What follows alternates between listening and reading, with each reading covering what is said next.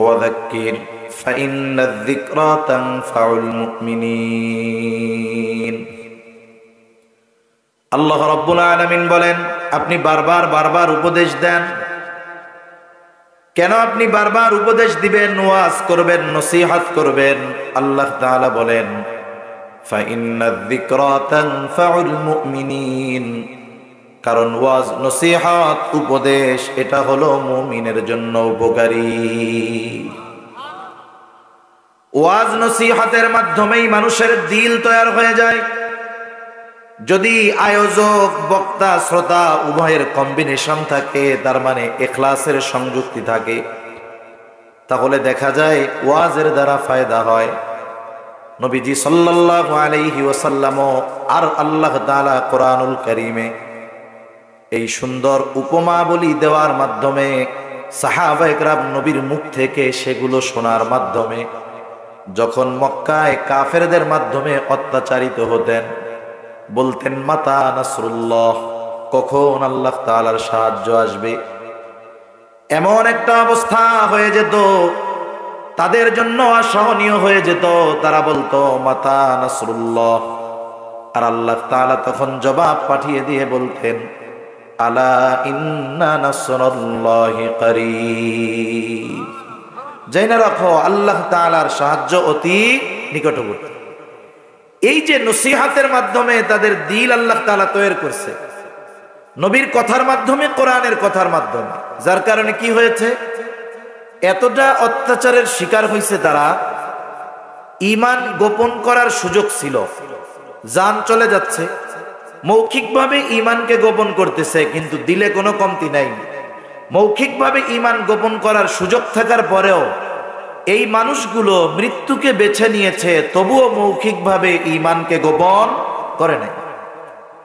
এটা নবীজির কথা, কোরআনের কথার প্রভাবের মাধ্যমে। রাসূল আকরাম সাল্লাল্লাহু আলাইহি ওয়াসাল্লাম ও সাহাবায়ে কেরামকে ওয়াজ করতেন। যখনই সুযোগ পাইতেন ওয়াজ করতেন। মসজিদে প্রত্যেক নামাজের পরে নবীজি ওয়াজ করতেন। সাহাবায়ে কেরাম সাথে, নবীর সাথে পথ চলতেছে, নবীজি তখনও ওয়াজ করতেন। শুধু তাই না, কোন সফরে নবীজির সাথে মাত্র একজন, কয়জন? এই একজনকেও নবীজি সমগুরুত্ব সহকারে ওয়াজ করতেন। অনেক সময় আমরা এই ব্যাপারে বলি আর কি, যে দূর মাহফিলে আইছি, লোকজন নাই। লোকজন না থাকলে ওয়াজ উঠে, লোকজন না থাকলে ওয়াজ জুইতে হয় না। কিন্তু আমার থিওরি হইল, অধিক শ্রোতার চাইতে মনোযোগী শ্রোতা অনেক ভালো। অধিক শ্রোতার চাইতে অল্প মনোযোগী শ্রোতা অনেক ভালো। এজন্য ক্লাসের মধ্যে যখন কোনো টিচার ক্লাসে ঢুকে, দেখা যায় ওই ক্লাসের মধ্যে বা ওই শ্রেণীতে মনোযোগী 2-3 জন আছে। আইসা নজর দিয়ে দেখে ওই 3টার একটাও নাই। আইসা ঢুইকা বসে বসে থেকে কয়, ওরা 3 জন কই? কয় স্যার আসে নাই। কয় আজকের পড়া আগেরটাই, কালকে আবার নতুন পড়া দিব। তাহলে 40 জন যদি থাকে, 3 জন মনোযোগীকে প্রাধান্য দিয়ে বাকি 37 জন অমনোযোগীকে গুরুত্ব দেওয়া হয় না। এটার কারণ কি? বলে ওস্তাদ তো জানেই যে ওরা ওই যেই সেই, আমি যা পড়াবো, আমি যা পড়াতে চাই, বোঝাতে চাই, এটা নেওয়ার জন্য ওই 3 জন মেহনত করে। আর এরা হলো চিন্তা করে কেমনে ক্লাস পাড়ি দিয়া কোনো মতে ম্যাট্রিক আইয়া পাশ কইরা, ছেলেরা যদি টাকা পয়সা দিয়া, বাবার আছে 10 লাখ দিয়া যদি আর্মিতে ঢুকে যাওয়া যায়, আর মেয়েটা যে কোনো পথে যদি টাইনা টুইনা আইয়া পাস করতে পারে, তাহলে পোলা দেখতে আসলে বলা যাবে আমাকে মাইয়া আইয়া পাস। একজনে পড়ে বিয়ার পড়া, তা এগো অসুবিধা নাই, ওই কাম হয়ে যাইব। কিন্তু পড়ার মূল উদ্দেশ্য যেই 3 জন গ্রহণ করতে পারবে, এরা যেহেতু নাই, আজকে আর সামনে বাড়ারও দরকার নেই। রাসূল আকরাম সাল্লাল্লাহু আলাইহি ওয়াসাল্লাম একজনকে নিয়ে ওয়াজ করতেন। আমি আপনাদের খেদমতে ছোট্ট যেই হাদিসটা পেশ করেছি, এই হাদিসটা বর্ণনার ভঙ্গিতে এমনটাই মনে হয় নবীজির সাথে তখন একজন ছিল, হযরত আবু যর রাদিয়াল্লাহু তাআলা। কারণ নবীজির এই হাদিস বর্ণনা করিতেছেন আবু যর রাদিয়াল্লাহু তাআলা আনহু বলেন, ক্বালা লি রাসূলুল্লাহ সাল্লাল্লাহু আলাইহি ওয়াসাল্লাম, রাসূল সাল্লাল্লাহু আলাইহি ওয়াসাল্লাম আমার জন্য অর্থাৎ আমাকে বললেন। তার মানে রাসূল সাল্লাল্লাহু আলাইহি ওয়াসাল্লাম যখন কথাটা বলতেছেন, আবু যর রাদিয়াল্লাহু তাআলা আনহু তখন নবীজির সাথে একা ছিলেন, একা। নবীজি আবু যর রাদিয়াল্লাহু তাআলা আনহুকে তিনটা উপদেশ দিয়েছেন। কয়টা উপদেশ? জোরে বলেন না কয়টা? তিনটা উপদেশ দিয়েছেন, তিনটা। কিন্তু ছোট্ট এই হাদিসের মধ্যে যেই তিনটা উপদেশ দেওয়া, ওই উপদেশের আলোকে আমরা যদি আমাদের জীবনকে সুসজ্জিত করতে পারি, তাহলে আল্লাহর হক এবং মানুষের হক আদায় হয়ে যাবে। ছোট্ট কথার মধ্যে কথার সমুদ্র রয়েছে। রাসূল আকরাম সাল্লাল্লাহু আলাইহি ওয়াসাল্লাম এইখানে মূলত তিন ধরনের হকের কথা আলোচনা আসছে। বুজুর্গানে দিন বলেন, এক নাম্বার আল্লাহর হকের কথা আসছে, দুই নাম্বার প্রত্যেক ব্যক্তির নিজের হকের কথা আসছে, তিন নাম্বার অন্যান্য সব মানুষের হকের কথা আসছে। এবার একটু আমরা হাদিসটা নিয়ে একটু মুযাকারা করি। নবীজি উপদেশ দিলেন আবু যর রাদিয়াল্লাহু তাআলা আনহুকে, যে আবু যর, এক নাম্বার, ইয়া আবা যর, হে আবু যর, ইত্তাকিল্লাহা হাইসুমা কুনতা, হে আবু যর তুমি যেখানেই থাকো না কেন সর্বহালতে ভয় করবা কাকে? আবু যর তুমি সর্বহালতে আল্লাহ তাআলাকে ভয় করবা। রাসূলুল্লাহ সাল্লাল্লাহু আলাইহি ওয়াসাল্লাম সর্বহালতে আল্লাহ তাআলাকে ভয় করতে বলেছেন। আল্লাহ তাআলা কোরআনুল কারীমের মধ্যে বলেন, ইয়া আইয়ুহাল্লাযীনা আমানুত্তাকুল্লাহ, হে ঈমানদারেরা, আল্লাহ তাআলা বলেন হে ঈমানদারেরা তোমরা আল্লাহ তাআলাকে ভয় করো, হাক্কা তুকাতিহি, ভয় করার মতো ভয় করো, ওয়ালা তামুতুন্না ইল্লা ওয়া আনতুম মুসলিমুন, এবং তোমরা মুসলমান না হয়ে মৃত্যুবরণ করো না। যখন তাকওয়া অর্জনের জন্য মুমিনদেরকে নির্দেশ দেওয়া হয়, ঈমানদারদের আল্লাহ বলতেছে যে ঈমানদারেরা আল্লাহকে ভয় করো, তখন এর দ্বারা এক কথা। আবার যখন গোটা মানব সম্প্রদায়কে উদ্দেশ্য করে তাকওয়ার কথা বলা হয়, তার মানে হে মানব সকল তোমরা ঈমান আনো। কারণ একজন মানুষের তাকওয়ার সর্বনিম্ন দরজা হলো ঈমান আনা, ঈমান এনেছে। কারণ একটা ব্যক্তি যদি পরিপূর্ণভাবে ঈমান আনে সেও মুত্তাকি, তবে এই মুত্তাকি একেবারে প্রাথমিক দরজার মুত্তাকি। মনে করেন আমাদের দেশে একটা প্রশাসনিক ফোর্স আছে, এই ফোর্স বা বাহিনীর নাম হলো পুলিশ বাহিনী। পুলিশ বাহিনী আছে না? বলেন তো পুলিশ বাহিনীর মধ্যে সবার অবস্থান কি সমান নাকি? পুলিশের মধ্যে একজন ব্যক্তি তো আছে, সে গোটা বাংলাদেশের সব পুলিশের প্রধান। আবার পুলিশের মধ্যে এমনও আছে যে আল্লাহর বান্দা সারা জীবন থানার গেটে দাঁড়াইয়া লাঠি একটা নিয়ে পাহারা দেয়, জীবনে থানার মধ্যে ঢুকে চেয়ারেও বসতে পারে না, হেতেও পুলিশ। আর যে পুলিশ প্রধান সেও পুলিশ। কথা বোঝেন নাই? যখনই কেউ পরিচয় জিজ্ঞাসা করে দুইজনেই পরিচয় দেয়, আমি পুলিশে জব করি। বলেন তো জব দুইজনই পুলিশে করে, চাকরি দুইজনই পুলিশে করে, কিন্তু দুই পুলিশ কি সেম? আমাদের ভাষায় বলতে গেলে আকাশ আর মাটি পার্থক্য। এজন্য নিম্ন স্তরের তাকওয়া মুত্তাকি আর ঈমানদারকে আল্লাহ তাআলা যেই তাকওয়া অর্জনের নির্দেশ দিয়েছেন, এটার মধ্যে তফাৎ আছে। আল্লাহ রাব্বুল আলামিন বলেন, হে ঈমানদারেরা তোমরা আল্লাহ তাআলাকে ভয় করো, ভয় করার মতো ভয়, আর ওয়ালা তামুতুন্না ইল্লা ওয়া আনতুম মুসলিমুন, আর পরিপূর্ণ আত্মসমর্পণকারী না হয়ে মৃত্যুবরণ করো না। মুসলিম কে? বলে নিজের সব কিছু আল্লাহ তাআলার নির্দেশের সামনে মিটিয়ে দেয়, যে সে হলো মুসলিম। এখন এই তাকওয়া, তাকওয়ার এক অর্থ হলো ভয় করা, আর এক অর্থ হলো বিরত থাকা। প্রসিদ্ধ দুটি অর্থ। কথা কি বুঝতেছেন? তো ঘুম আসে না তো আপনাদের? নাকি চিন্তা করতেছেন এক কাম করি, ওই পাশে দিয়ে আর এক মাইকের আওয়াজ আসে, ওইটাও মাঝে মধ্যে একটু শুনি, আমাকেটাও শুনি।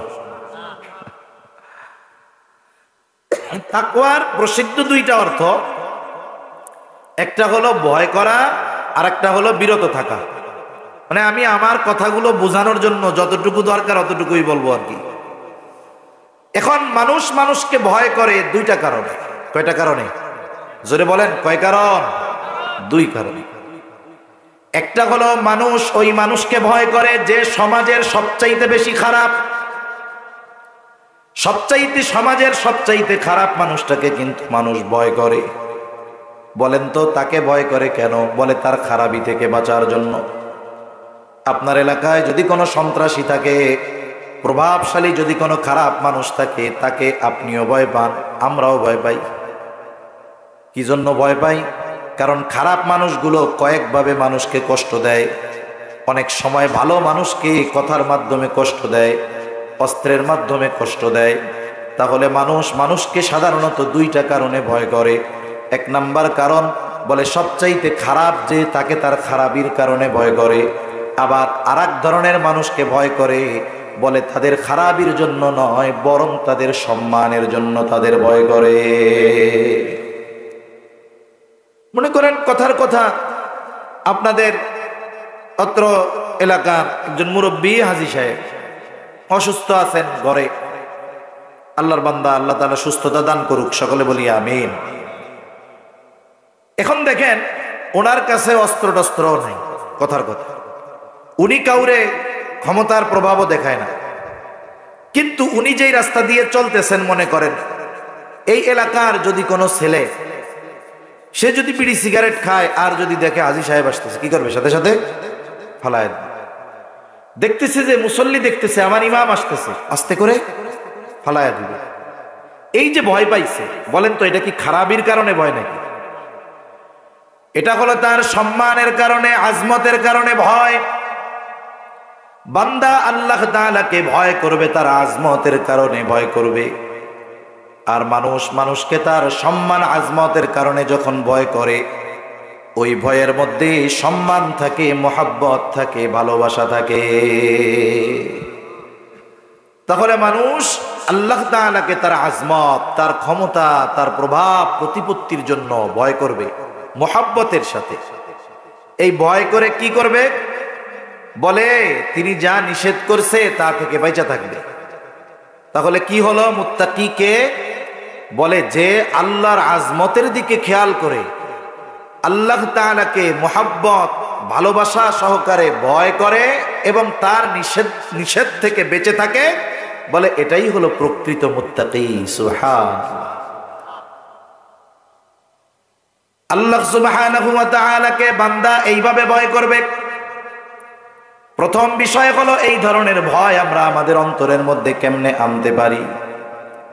আল্লাহ সুবহানাহু ওয়া তাআলার ব্যাপারে কিছু বিষয়ের বিশ্বাস যদি আমরা সব সময় সামনে রাখি, যদিও ওই বিষয়গুলোর উপরে আমাদের সকলের বিশ্বাস আছে, কিন্তু সব সময় সামনে থাকে না। ওইগুলা স্মৃতিতে সংরক্ষিত থাকে, কিন্তু সামনে রাখি না। প্রত্যেক অবস্থায় যদি ওই বিষয়গুলো সামনে রাখতে পারি, ওই চিন্তা যদি আমাদের অন্তরে আনতে পারি, তাহলে আশা করা যায় আল্লাহর আজমতে তাকে ভয় করে তার নিষেধ থেকে বেঁচে থাকা যাবে। যদি পারি তাহলে হব মুত্তাকি। এক নাম্বার বিষয় চিন্তা করি, বলেন তো পৃথিবীতে এমন 2-1 ইঞ্চি জায়গা আছে নাকি যেই জায়গায় গিয়া আমি আপনি যদি পাপ করি, গুনাহ করি, অন্যায় করি, আল্লাহ যা মানা করছে সেগুলো করি, ওই জায়গায় গিয়া করলে আল্লাহ দেখবে না? এইরকম জায়গা সিরাজগঞ্জ নয়, গোটা সৃষ্টিকুলের কোথাও নাই। শুধু তাই না, আল্লাহ সুবহানাহু ওয়া তাআলা আমি আপনি যেখানেই যাই, যেখানেই থাকি, রাত হোক আর দিন হোক, সব সময় আমাকে আপনাকে দেখে। আল্লাহ তাআলা কেমন দেখা দেখে? বলে সমুদ্রের অতল গহীনে কয়েকশো মিটার পর্যন্ত সূর্যের আলো পৌঁছায়। এরপরে আমাবস্যার চাইতেও বেশি অন্ধকার পানির তলে। ভূপৃষ্ঠের এই পৃথিবীতে যত সমুদ্র আছে, ওই সমুদ্রের সর্বোচ্চ গভীরতা যেই জায়গায়, বলে সেটা 13 কিলোমিটারের বেশি। গভীরতা কত? 13 কিলোমিটারের বেশি। হাফ কিলোমিটারের আশেপাশে গেলেই সূর্যের আলো আর পানির নিচে যায় না। এরপর থেকে অন্ধকার, একেবারে অমানিসার অন্ধকার, কিছুই দেখা যায় না। বলে ওই সমুদ্রের তলদেশে অজস্র বালিকণার মধ্যে ওই কালো অন্ধকারে বালির চাইতেও ক্ষুদ্র ক্ষুদ্র প্রাণী আছে। আমার আপনার মালিক সমুদ্রের ওই অতল গহীনের ওই অন্ধকারে বালির চাইতেও ক্ষুদ্র প্রাণীর চলাচলটাকেও দেখতে পায়। আচ্ছা, আপনারা কেউ পিঁপড়া হাঁটার আওয়াজ শুনছেন? এইটাই আমরা শুনি নাই, অথচ ওই প্রাণী সমুদ্রের তলে চলে। ওইটা চললে যেই আওয়াজ হয়, বলে আল্লাহ ওইটাও স্পষ্ট শুনে। সুবহান। আল্লাহ তাআলা শুধুমাত্র আমার আপনার বাহিরের বিষয়টাকে দেখে এমনটা নয়, বলে অন্তরে কি আছে কেউ না জানলেও যিনি জানেন তিনি কে? পৃথিবীতে অনেক আধুনিক মেশিনারিজ আবিষ্কার হয়ে গেছে, চিকিৎসা বিজ্ঞান এখন অনেক আধুনিক।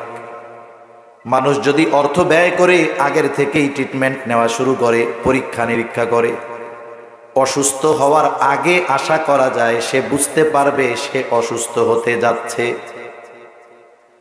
মনে করেন আপনি আপনার ব্যাটারি মোবাইলের 100% চার্জ দিয়েছেন, কিছু সময় পর একটা টিপ দিয়ে দেখলেন আছে 80%। এখনো আপনি কোনো প্রস্তুতি নেন না। যখন দেখেন 30% আছে, 25% আছে, লাল সিগন্যাল দেওয়া শুরু হয়ে গেছে, এবার আপনি চার্জে লাগায়া দেন। বলে কেন দিছেন? বলে ব্যাটারি পার্সেন্ট কমে গেছে।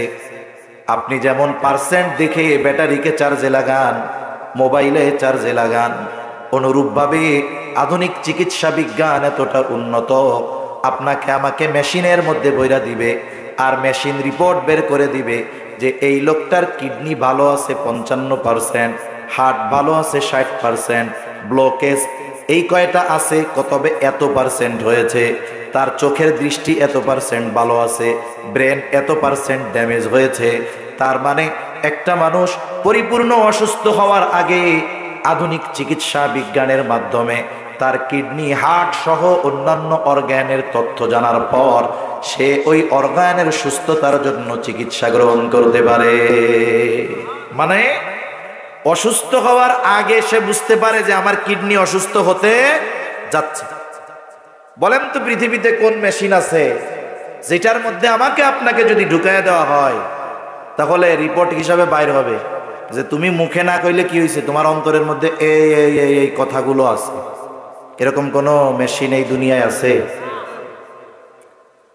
অথচ আল্লাহ তাআলা বলেন, বান্দা তোমার অন্তরে কি আছে, কি ওয়াসওয়াসা দেয় সেটার খবরও আমার কাছে আছে। আল্লাহ তাআলা বলেন, ওয়ালাকাদ খালাকনাল ইনসানা ওয়া না'লামু মা তুওয়াসওয়িসু বিহি নাফসুহু ওয়া নাহনু আকরাবু ইলাইহি মিন হাবলিল ওয়ারিদ। আল্লাহ রাব্বুল আলামিন বলেন, ওয়ালাকাদ খালাকনাল ইনসান, আমি মানুষ সৃষ্টি করেছি, শুধু তাই না, ওয়া না'লামু মা তুওয়াসওয়িসু বিহি নাফসুহু, আমি জানি কোন জিনিস তার অন্তরের মধ্যে ওয়াসওয়াসা দেয়। আল্লাহ তাআলাকে যদি জিজ্ঞাসা করি, আল্লাহ অন্তরের কথা মুখে এখনো আনি নাই, আপনি কেমনে জানলেন? আল্লাহ তাআলা বলেন, ওয়া নাহনু আকরাবু ইলাইহি মিন হাবলিল ওয়ারিদ। বান্দা তোমার অন্তরের কথা আমি কেন জানি, শুনে নাও, কারণ তোমার শাহরত, তোমার যত কাছে তার চাইতে আমি তোমার আরো বেশি কাছে। স্বাভাবিক দৃষ্টিকোণ থেকেই তো এটা বোঝা যায় যে আমি আমার থেকে বহু দূর, আমি আমার থেকে। আমরা দেখি কি দিয়া দেখেন, গরম পানি দিয়ে না থাকলে কি দিয়ে দেখি? চোখ দিয়া। আয়না ছাড়া, ছবি ছাড়া। কোন আল্লাহর বান্দা আছেন আপনার চোখ আপনি দেখছেন? দেখছেন নি? আরে যা দিয়া দেখি তারাই কোনোদিন ছবি আর আয়না ছাড়া দেখলাম না, বাস্তবে তারাই দেখতে পারলাম না। আরো শরীরের কত অঙ্গ প্রত্যঙ্গ আছে, কিছুই দেখলাম না। সেই জন্য বুজুর্গানে দিন বলেন, আমি আপনি আমার আপনার কত কাছে, বলে আল্লাহ তাআলা তার চাইতেও বেশি কাছে। সুবহানাল্লাহ। এর দ্বারা আল্লাহ বোঝাতে চায়, বান্দা আমি তোমার রব, তোমার অন্তরের গহীন কোণে কি কথা আছে সেটাও আমি জানি। তাহলে তুমি কোথায় কি করো কি বলো সেটা আমি আল্লাহ দেখবো না, জানবো না? এটা কেমনে হতে পারে? বলেন তো, যার অন্তরে এই চিন্তা পরিপূর্ণভাবে প্রথিত হয়েছে, অনেক গরম, যার অন্তরে এই চিন্তা পরিপূর্ণভাবে গেঁথে গিয়েছে যে আমার আল্লাহ আমার অন্তরের বিষয়টা সম্পর্কে অবগত, তাহলে স্বাভাবিক বাহিরের গুলোতে এমনিই জানে। দুনিয়াতে হাজী সাহেবের আজমতের দিকে খেয়াল রেখে দেখলেই বিড়িটা টান দিয়া বালায় দেয় যে না হাজী সাহেব হইতেছে, খাওয়ান যাইব না। আরেক বন্ধুকে আমার এই শেষ টানটা দিতি, হাজী সাহেব হইছে না, মাদ্রাসার ইমাম সাহেব বা মুহাদ্দিম সাহেব আসতেছে, তাকে দেখা সুন্দর মতো চিন্তা করতেছে, না ওইদিক যাওয়া যাইব না, ওইদিক দিয়া যায়। আমি আপনি এইরকম দুনিয়ার সম্মানওয়ালা মানুষকে ভয় করে তাদের থেকে লুকায় থাকি যেন পাপ করতেছি না দেখে, অথচ আল্লাহ তাআলার ব্যাপারে আমরা এ ব্যাপারে কোনো ভ্রুক্ষেপই করি না। আল্লাহ দেখতেছে, বিশ্বাস সবাই করি, কিন্তু বিশ্বাসটা সর্বদা সামনে রাখতে পারি নাই। আল্লাহ তাআলা শুধু তিনি দেখেন তা না, আল্লাহ তাআলা তিনি দেখার সাথে সাথে আমাদের সাথে আমাদের কর্মগুলো সংরক্ষণের জন্য ফেরেশতা নিযুক্ত করে রাখছে। আল্লাহ তাআলা বলেন, ইয ইয়াতালাক্কাল মুতালাক্কিয়ানি আনিল ইয়ামিনি ওয়া আনিশ শিমালি কাঈদ। আল্লাহ তাআলা আর এক জায়গায় বলেন, কিরামান কাতিবিনা ইয়ালামুনা মা তাফআলুন।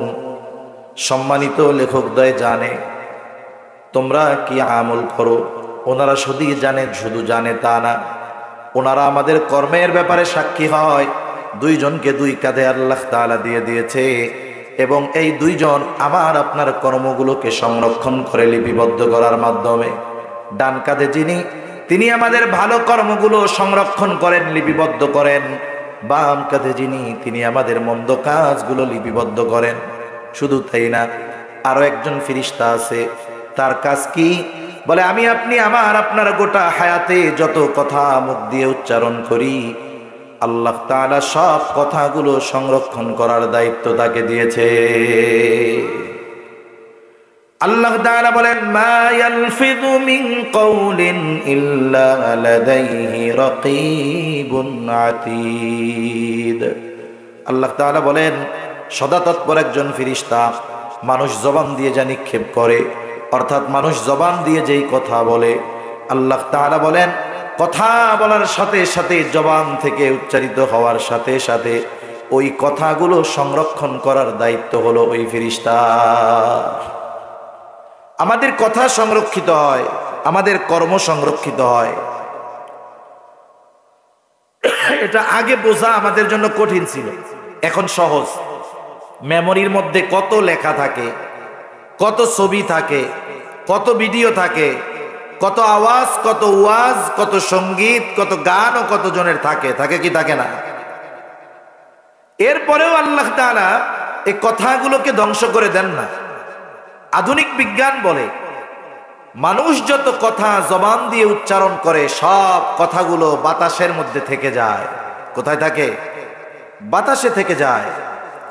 মানুষের কর্মের আথর, প্রভাব সে যেখানে করে, যখন করে, তখন থেকে যায়। যেমন অনেক জায়গায় হত্যাকাণ্ড হয়েছে, হত্যাকাণ্ডের ক্লু বের করার জন্য কি করে?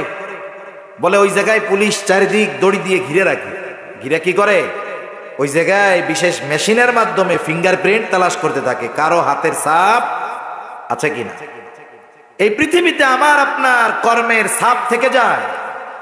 মনে করেন এই যে আমরা এখানে বসেছি, এই বসা এর প্রভাব থেকে যাবে। কোরআনুল কারীমে আল্লাহ তাআলা জানিয়ে দিয়েছেন, জমিন কিয়ামতের দিন তো সাক্ষী প্রদান করবে আল্লাহ তাআলার কাছে। তার উপরে ভালো কাজ অথবা মন্দ কাজ করে নেওয়ালার ব্যাপারে কিয়ামতের দিন আল্লাহ তাআলার কাছে জমিন সাক্ষ্য প্রদান করবে, সময় সাক্ষ্য প্রদান করবে। এই কথাগুলো বাতাসের মধ্যে আছে। বিজ্ঞানীরা চেষ্টা করতেছে এই কথাগুলোর মধ্য থেকে অতীতের বড় বড় মনীষীদের কথাগুলো আলাদা করে বের করে, এবং ওই কথাগুলো তাদের যেই টোন, তাদের যেই ভয়েস, এটা আমাদেরকে শোনানোর জন্য তারা প্রচেষ্টা অব্যাহত রেখেছে, গবেষণা চালিয়ে যাচ্ছে। তাদের টার্গেট, তারা যদি সফল না হয় নেক্সট জেনারেশন হবে, তারপরে না হলে তারপরের ওয়ালারা হবে, এভাবে তারা গবেষণা চালিয়ে যাচ্ছে। দেখেন, কথা ধ্বংস তো হয় না, কথা কিন্তু স্থানান্তরিত হয়। কেমনে হয়? মনে করেন আপনার আত্মীয় আছে আমেরিকাতে। আমেরিকা কত দূর? বলে প্রায় 15,500 কিলোমিটার।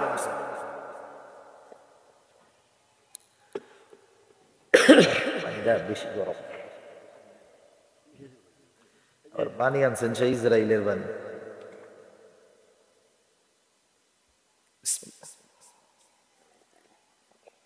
ঠিক আছে, জাযাকাল্লাহ। 15,000 কিলোমিটার দূর। এখন আপনি যখন আপনার আত্মীয়কে ফোন দেন না মাঝে মধ্যে, ভিডিও কলে ফোন দেন, অডিও কলে ফোন দেন, আপনার সাথে যদি তার প্রতিনিয়ত কথা হয়, আপনি যদি তাকে আননোন নাম্বার থেকে অডিও ফোন দেন, আপনার কথার বলার একটা শব্দ বলার সাথে সাথে বুঝা যাবে যে অমুকে ফোন দিস। জিজ্ঞাসা করা লাগবে না, কারণ আপনার ভয়েস তার কাছে পরিচিত। আবার আপনি যদি তাকে দেখতে চান, আপনিও ইন্টারনেটে কানেকশন দিয়ে আছেন, সেও লাইনে আছে, আপনি কল দিয়েছেন, ভিডিও কল। কয়দিন পরে আপনার ভিডিও কল তার কাছে যাবে, কয়দিন পর সাথে সাথে তার কাছে চলে যাবে। বলে দূরত্ব কত? 1-150 মাইল না, বলে প্রায় 15,500 কিলোমিটার।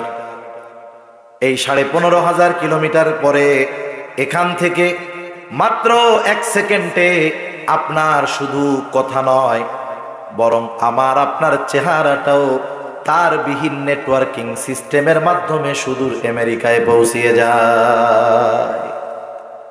তারের মাধ্যমে কিন্তু যায় নাই, গেছে কিসের মাধ্যমে? মোবাইল দিছেন।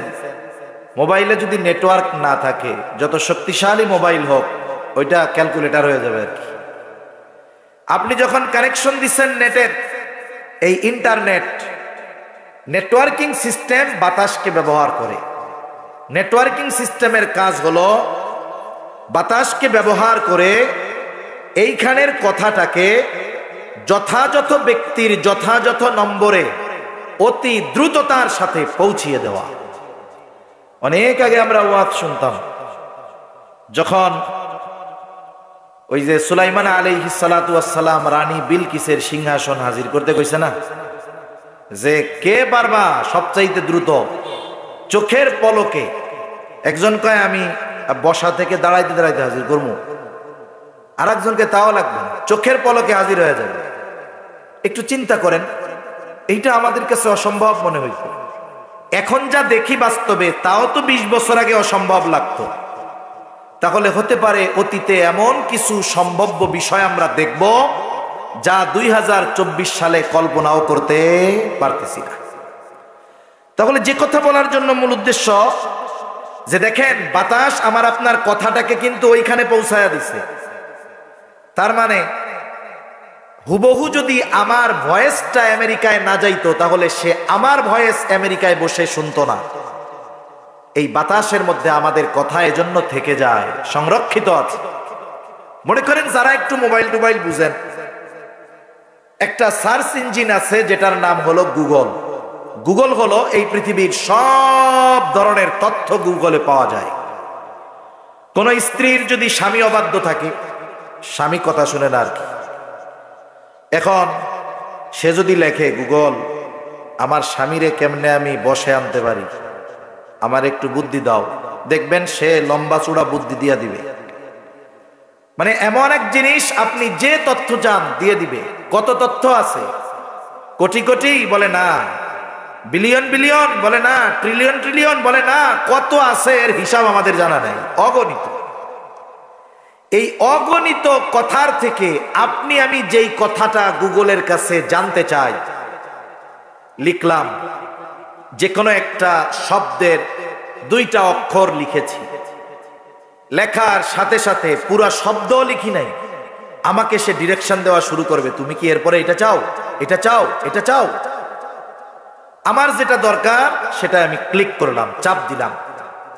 চাপ দেওয়ার সাথে সাথে যদি ইন্টারনেট স্পিড ভালো হয়, চাপ দেওয়ার সাথে সাথে আপনি যা চেয়েছেন ওই ব্যাপারে বিপুল তথ্য আমার আপনার সামনে হাজির হয়ে যায়। এই যে অগণিত তথ্যমালার মধ্য থেকে আমি যেটা চাই, সেই কথাগুলো আমার সামনে আনার জন্য কয়েক সেকেন্ডের প্রয়োজন হয়, ঠিক কিনা বলেন? কথা বুঝতেছেন নাকি, না কঠিন কথা হয়ে যায় আবার?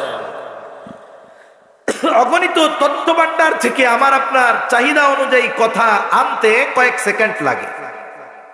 মানুষকে এই বুদ্ধি দিয়েছেন কে? আরো জোরে বলেন কে? ওই আল্লাহ তাআলা যদি কিয়ামতের দিন বলে, বাতাস পৃথিবীর শুরু থেকে নিয়ে শেষ পর্যন্ত যত মানুষ আছে, যত মানুষ কথা বলেছে, সবার কথা তো তোমার কাছে সংরক্ষিত আছে, বাতাসে আছে। এখন তুমি এক কাজ করো, সিরাজগঞ্জের শাহজাদপুরের তালতলার আব্দুর রহিমের কথাগুলোকে আমার সামনে হাজির করো। বলেন তো এই কাজটা আল্লাহ তাআলার জন্য শুধু সহজ নাকি অতি সহজ? অতি অতি সহজ বিষয় আল্লাহ তাআলার জন্য। এজন্য এই ফিল, এই চিন্তা যদি আমার আপনার মধ্যে থাকে যে আমি যেখানেই যাই না কেন আমার আল্লাহ আমাকে দেখে, সম্মান আজমতের দিক দিয়ে আল্লাহ তাআলার চাইতে বড় আর কেউ নাই। এই জন্য সম্মান আজমতের দিক খেয়াল করে মোহাব্বতের ভয় সবচাইতে বেশি পাইতে হবে কাকে?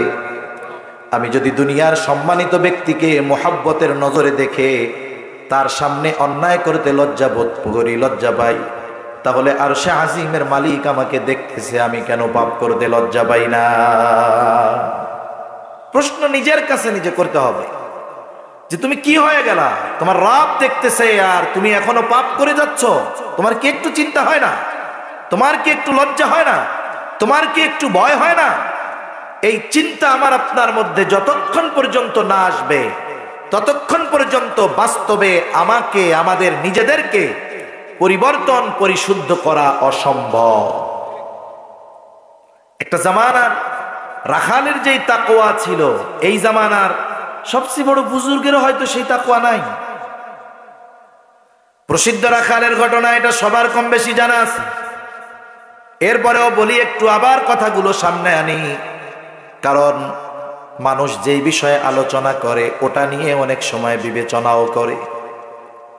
খলিফাতুল মুসলিমিন হযরত ওমর রাদিয়াল্লাহু তাআলা আনহু কয়েকজন সঙ্গী সাথীকে নিয়ে সফরে বের হয়েছেন, মরুর পথ ধরে চলতেছেন।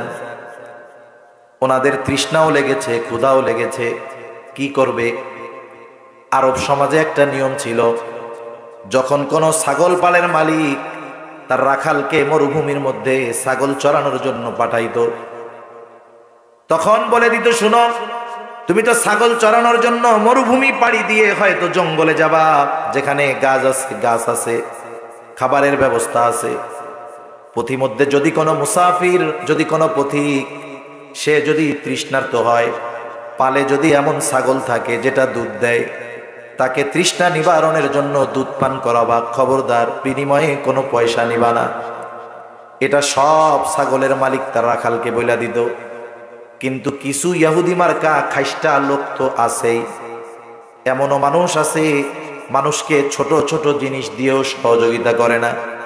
আবার কত মানুষ এমন আছে, তার বাড়িতে একটা পানির কল আছে, দেখা যাবে আশেপাশে পানির ব্যবস্থা নাই, মানুষকে পানি নিতেও দেয় না, পান করতেও দেয় না। আছে না এরকম? আছে। এটা স্বাভাবিক নিয়ম ছিল, সবাই করত। আর এটা চেয়ে খাওয়াটাও তারা খারাপ মনে করতো না, স্বাভাবিক বিষয়।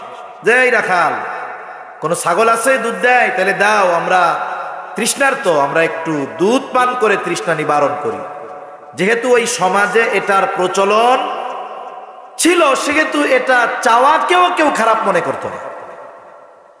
এখন স্বাভাবিক চাইছে, বলতেছে রাখাল, তোমার পালে যদি কোনো ছাগল থাকে যে দুধ দহন করা যাবে, তাহলে আমাদের একটু দুধ দাও।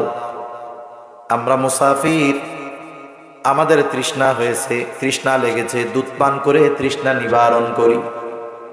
রাখাল চিনে না কার সাথে কথা বলতেছে, রাখাল জানে না। রাখাল বলে, না, দেওয়া যাবে না। যেহেতু ওই সমাজের প্রচলিত যেই বিষয় তার বিপরীত বিষয়, অবাক হয়ে বলতেছে, কেন দেওয়া যাবে না? বলে, আমার মালিকের পক্ষ থেকে মানা যে খবরদার আমার ছাগলগুলো থেকে কাউকে দুধ পান করাবা না। এই জন্য পারবো না। কারণ তোমার মালিক দেখবো নি, দাও দাও। বলে, না না না, দেওয়া যাবে না। অনেক সময় আছে না, কিছু ভালো মানুষ এইরকম না না কয়, যখন মনে করেন কিছুর প্রলোভন দেয়, লোভ দেয়, তখন আর নার উপরে অটল থাকে না। এই জন্য ওনারাও চিন্তা করছে, দেখি তো রাখালরে একটু পরীক্ষা করি, এটা কি আসলেও মনের থেকে কয় নাকি আমাগো থেকে কিছু খসানোর লেগে কয়। এইবার বলতেছে, রাখাল এক কাজ করো,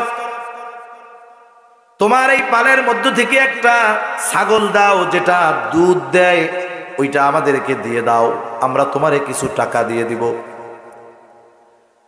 তাহলে দুধ দহন করে আমরা তৃষ্ণা নিবারণ করব, গোস্ত খাওয়ার মাধ্যমে ক্ষুধা নিবারণ করব, তোমাকে ছাগলের দাম দিয়ে দিব।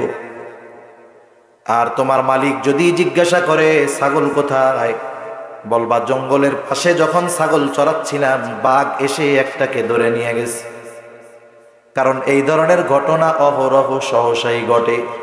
মালিক বললে বিশ্বাস করবে, অসুবিধা নাই। তাহলে এক কাজ করো, ছাগল একটা আমাদের দাও, দুধ পান করে তৃষ্ণা নিবারণ করি, গোশত খেয়ে ক্ষুধা নিবারণ করি, আর তুমি টাকা নাও। রাখালের চোখ বড় হয়ে গেছে। সে বলে, ইয়া হাযা ফাআইনাল্লাহ, হে আল্লাহর বান্দা, আল্লাহ কোথায়? হয়তো আমার মালিক আমাকে বিশ্বাস করবে, তিনি হয়তো দেখবেন না, তিনি আমার কথা হয়তো মেনে নিবেন, কিন্তু আল্লাহ তাআলার চোখ কেমনে ফাঁকি দিব? আল্লাহ কোথায়? তার মানে আল্লাহ কি দেখবে না? তুই কি কথা কস আমার সাথে? রাখাল এইটা কইতে কইতে চলে গেছে। আর ওমর রাদিয়াল্লাহু তাআলা আনহু বলেন, রাখালের মতো মানুষ যতদিন পৃথিবীতে থাকবে, আল্লাহ সুবহানাহু ওয়া তাআলা এই পৃথিবীতে মুসলমানদের লাঞ্ছিত করবে না, অপমানিত করবে না। বলেন তো, এরকম একটা রাখালের যে তাকওয়া, এইরকম তাকওয়া সাধারণভাবে কার সাথে তুলনা করব? আমার মনে হয় পৃথিবীর শ্রেষ্ঠ মুত্তাকি যিনি, কে তা আল্লাহ জানে। আমার মনে হয় ওই রাখালের তাকওয়ার ধারের কাছেও যাইতে পারবে না। তাকে এই তাকওয়ার এই স্তরে উত্তীর্ণ করেছে কি? বলে, তার এই চিন্তা কেউ না দেখলেও দেখে কে? জোরে বলেন না, কে দেখে? আল্লাহ তাআলা দেখে। এই চিন্তা আমাদের মধ্যে থাকা দরকার। যদি না আসে, কেউই গুনাহমুক্ত হতে পারবে না।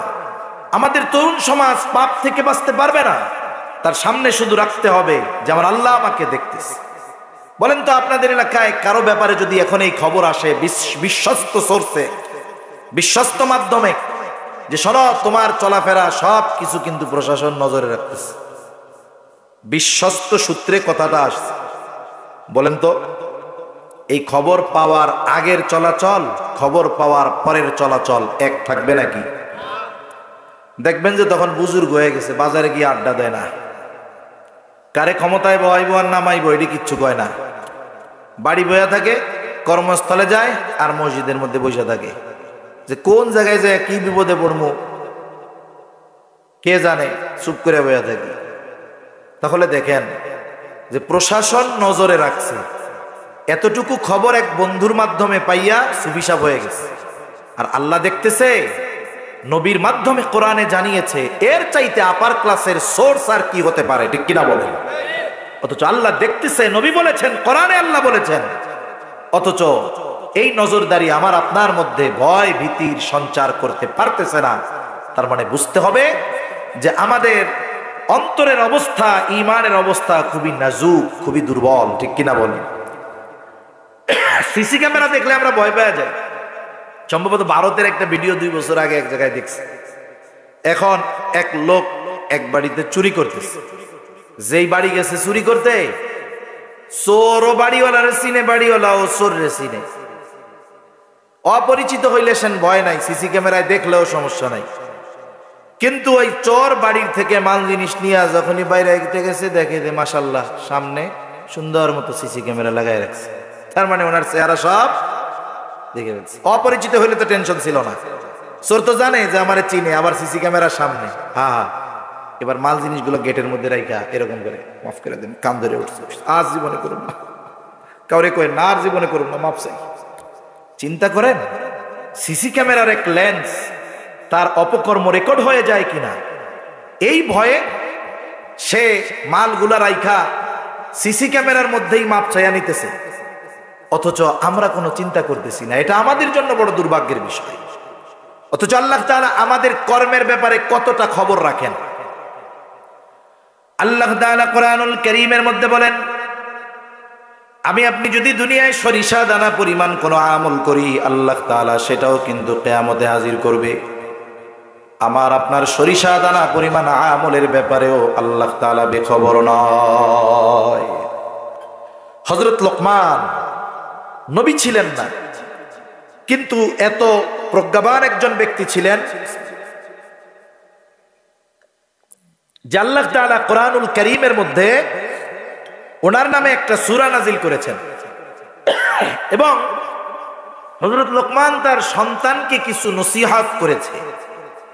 এই নসিহত উপদেশগুলো আল্লাহ তাআলার কাছে এত পছন্দনীয় হয়েছে, করছে কোরআন নাজিলের কত বছর আগে, বলে দাউদ আলাইহিস সালামের আগ পর্যন্ত, দাউদ আলাইহিস সালাম নবুয়ত পাওয়ার আগ পর্যন্ত হযরত লোকমান মানুষের মধ্যে মাসলা মাসাইল ওয়াজ করতেন, মাসলা মাসাইল বর্ণনা করতেন।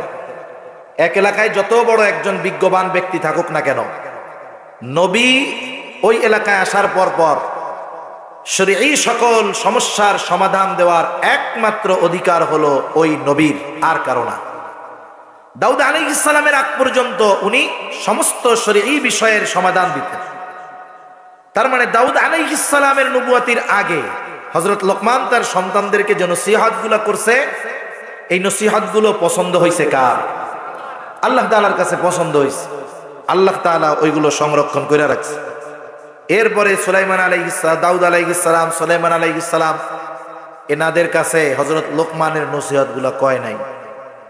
মুসা আলাইহিস সালামের কাছেও কয় নাই, ঈসা আলাইহিস সালামের কাছেও কয় নাই। কইছে গিয়া কোন সময়? বলে মুহাম্মাদুর রাসূলুল্লাহ সাল্লাল্লাহু আলাইহি ওয়াসাল্লামের উম্মতের জন্য। সুবহান। এই নসিহতগুলোর মধ্যে একটা নসিহত হযরত লোকমান তার সন্তানকে করতেছে। কি নসিহত?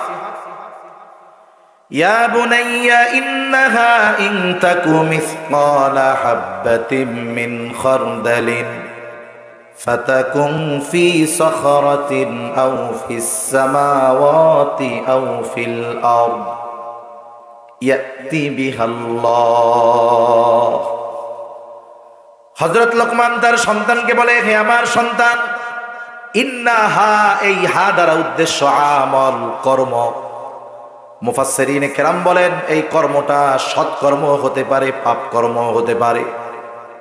সেটা সৎকর্ম হোক অথবা পাপ কর্ম হোক, আল্লাহ তাআলা বলেন, হযরত লোকমান বলতেছে, হে আমার বৎস, তোমার ওই আমলটা, ইয়া বুনাইয়া ইন্নাহা ইন তাকু মিসকালা হাববাতিন মিন খারদাল, যেই আমলটা তুমি করেছো একেবারে সরিষা দানা পরিমাণ, আমলটা কোথায় করেছো? বলে ফাতাকুম ফি সখরা, পাথরের মধ্যে করেছো, আও ফিস সামাওয়াত, অথবা আসমানের মধ্যে করেছো, আও ফিল আরদ, অথবা জমিনের মধ্যে করেছো।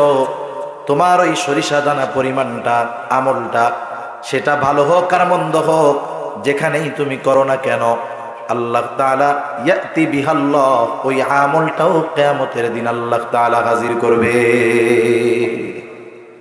কত অপরাধ, কত পাপ, কত অন্যায় আমরা লুকিয়ে ফেলি, পৃথিবীর কেউ জানে না। অথচ দেখা যায় সরিষা দানা পরিমাণ আমলটাও কিয়ামতের দিন হাজির করবে কে? জোরে বলেন না কে? আল্লাহ হাজির করবে। কথা কি কষ্ট হইতেছে নাকি? নাকি ঘুম আসতেছে? আবার সজাগ আছেন? নারায়ে তাকবীর, নারায়ে তাকবীর। না, এখন তো এমন জামানা, এই জামানার শ্রোতা আপার ক্লাসও আছে, ডাউন ক্লাসও আছে।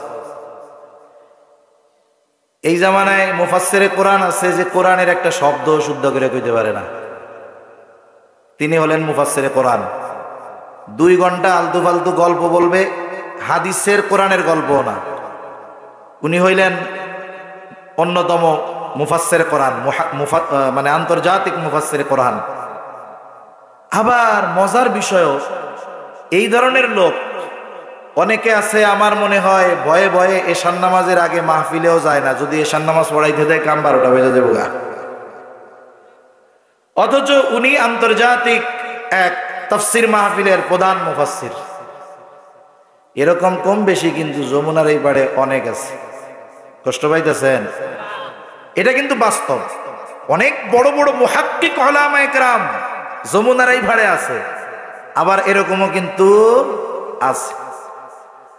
এজন্য উত্তরবঙ্গে এসে কথা বলতে অনেক সময় ভয় লাগে, যে যারা সামনে আছে এরা কোন হুজুরের শ্রোতা আল্লাহ ভালো জানে। নাম ছাড়া এক গল্প কই, আর কি, নাম কওয়ার দরকার নেই। আপনাদের এই উত্তরবঙ্গে একজন ওয়াইজ আছে, হ্যাঁ, নাম কওয়ার দরকার নেই, এমনি বলতে গল্পটা কইতেছি আর কি। তিনি কিন্তু অনেক প্রসিদ্ধ, খুব রসাত্মক কথা বলেন, অনেক ভিউ ওনার ইউটিউবে, ওই পারে উনি অনেক যান। তা এই এলাকায় যদি আনতে চান, আমার মনে হয় না 50,000-এর কমে আপনারা আনতে পারবেন। তা এই আল্লাহর বান্দারে আমাদের ঢাকার পাশে মোটর শ্রমিক ইউনিয়নের একটা সংগঠন আছে, এইটার নামও আমি এবার বলতেছি না যে কোন সংগঠন, নিচে দিলে আর এক বেশ ঝামেলা। এখন একটা বড় প্রোগ্রামে দাওয়াত দেওয়া হয়েছে ওনাকে, উনি প্রধান অতিথি, প্রধান বক্তা, আর আমি হলাম বিশেষ বক্তা, আমার বাসার পাশে। ওই মাহফিলের আশেপাশে 3-4টা দাওরায়ে হাদিস মাদ্রাসা আছে। কি হাদিস? ওইসব দাওরায়ে হাদিস মাদ্রাসাগুলোর শিক্ষক কারা, শাইখুল হাদিস কারা, 1-2 জনের কথা কই। হাবিবুল্লাহ মাহমুদ কাসেমি সাহেব এক জায়গার শাইখুল হাদিস, আব্দুর রাজ্জাক কাসেমি সাহেব এক মাদ্রাসার মুহতামিম শাইখুল হাদিস, ইউসুফ সাদিক হাক্কানি হাফিজি হুজুরের একজন খলিফা, পাশের মাদ্রাসা এক মাদ্রাসার শাইখুল হাদিস, এবং হুজুর ওই মাহফিলের সভাপতি। তা ইউসুফ সাদিক হাক্কানি হুজুরের অভ্যাস হইল, উনি এই সভাপতি চেয়ার না, শ্রোতা নাই, কিন্তু সভাপতি আয়া বসে থাকবে, চেয়ারটাকে বক্তার চেয়ারের একটু আগে নিবে বা পিছিয়ে নিবে বা সমান থাকবে, বক্তার দিকে এরকম তাকাইবে। কথা বুঝছেন নেই? যে কথা বলতেছে তার দিকে কিরকম, এরকম তাকায় থাকবো। তার মানে এটা বুজুর্গদের একটা তবিয়ত। কারণ স্টেজে বসতে আরাম লাগতে পারে, আমরা কথা বলি, কিন্তু বাস্তবিক মাহফিলে কথা নিচে থেকে শুনা যে মজা, বক্তারের সামনে থেকে দেখা যে মজা, এটা কিন্তু অর্জন হয় না। তো উনি সামনে বসতে এরকম, আর চেহারার দিকে তাকায় আছে। তার মানে কি বলেন তো? ওই বুজুর্গ উনি যে চেহারার দিকে তাকাইছে, তার মানে উনি যারে দেখতেছে তার কাছ থেকে কিছু নিতে চাচ্ছে। বুঝেন নাই কথা? তা হুজুর তো বৈশা আছে, হুজুর যেহেতু গেছে একবারে, আরো যেহেতু বড় সংগঠনের মাহফিল, সংগঠন থেকে প্রতিষ্ঠানগুলোর দিকেও নজর রাখে, সব ওলামায়ে কেরাম স্টেজে বড়া, বিশাল প্রোগ্রাম হয়, মোটর শ্রমিক ইউনিয়নের প্রোগ্রাম। হুজুর তো তাকায় আছে, শীতের দিন আমি গাইমা সুইরা কি দিয়ে কি কইয়া টইয়া কোনো মতো আমি বাঁচছি। যেহেতু উনি খুব প্রসিদ্ধ, লোকজন সামনে আসছে, আমি খানা খাইতে গেলাম, হুজুর যাওয়ার সময় দেখি যখন উনি উঠছে ঠিক এইভাবেই তাকায় আছে একেবারে। আমি কিন্তু হুজুরের দিকে একবারও তাকাই নাই, আমি এইভাবে আরেক দিক তাকাই ওয়াজ করছি, মানে হুজুর নাই। কিন্তু উনি তো আর ওনার তবিয়তটা জানে না, পরিচয় টরিচয় হয়েছে, এরপরে যখন বসছে, আল্লাহর বান্দা যে বয়ান করে উত্তরবঙ্গে খুব সুন্দর, 1 ঘন্টায় তার 45 মিনিট 50 মিনিট সে কথাই বলতে পারতেছে না, মানে কি দিয়া কি বলে, লোকজন সব উঠা চলে যাইতেছে। তা কি জন্য বললাম, যে অনেক সময় হয় যে হয়তো উত্তরবঙ্গের শ্রমিক যারা, ওরা চিন্তা করছে আমাদের একজন প্রসিদ্ধ মানুষ, যিনি আমাদের এলাকায় গেলে হাজারো মানুষ তার নামের উপরে চলে আসে, তারা আমাদের এলাকায় আনতে অসুবিধা কোথায়? এজন্য বাস্তবতা হলো যে যমুনার ওই পাড়ের আলোচকরা যেই পরিমাণে এই পাশে দিনই খেদমতের জন্য আসে, আমি কিন্তু অনেক আসি। আমি যমুনার এই পাড়ে